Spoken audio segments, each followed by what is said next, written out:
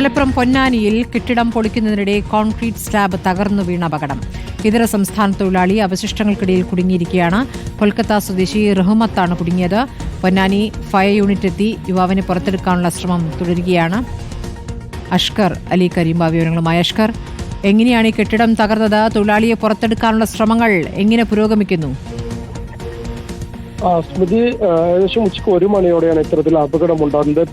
പൊന്നാനി താലൂക്ക് ആശുപത്രിക്ക് സമീപം പഴയ കെട്ടിടങ്ങൾ പൊളിച്ചു മാറ്റുന്നതിലൂടെ അപകടമുണ്ടാവുകയായിരുന്നു. കെട്ടിടം ഈ തൊഴിലാളികൾക്ക് മേൽ തകർന്നു വീഴുന്ന ഒരു സാഹചര്യം ഉണ്ടായി. ആ ഘട്ടത്തിലാണ് ഒരു കോൺക്രീറ്റ് സ്ലാബിനടിയിലേക്ക് ഒരു നിർമ്മാണ തൊഴിലാളി അകപ്പെടുന്ന സാഹചര്യം ഉണ്ടായത്. കൊൽക്കത്ത സ്വദേശിയായിട്ടുള്ള റഹ്മത്താണ് ഇത്തരത്തിൽ അപകടത്തിൽപ്പെട്ടത്. റഹ്മത്തിന്റെ കൈഭാഗം മാത്രമാണ് പുറത്ത് കാണാൻ സാധിച്ചിരുന്നത്. പിന്നീട് പൊന്നാനി നിന്നുള്ള ഫയർ യൂണിറ്റും അതുപോലെ തന്നെ പോലീസ് ഉദ്യോഗസ്ഥരും അടക്കമുള്ള നാട്ടുകാരും ഒക്കെ ചേർന്ന് രക്ഷാപ്രവർത്തനം ആരംഭിക്കുകയും ചെയ്തു.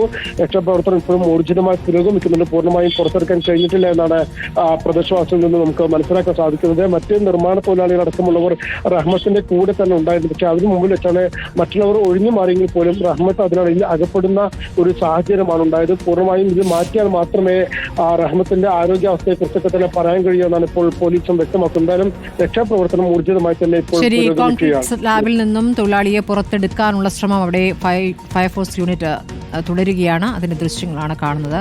മലപ്പുറം പൊന്നാനിയിലുണ്ടായ അപകടമാണ്.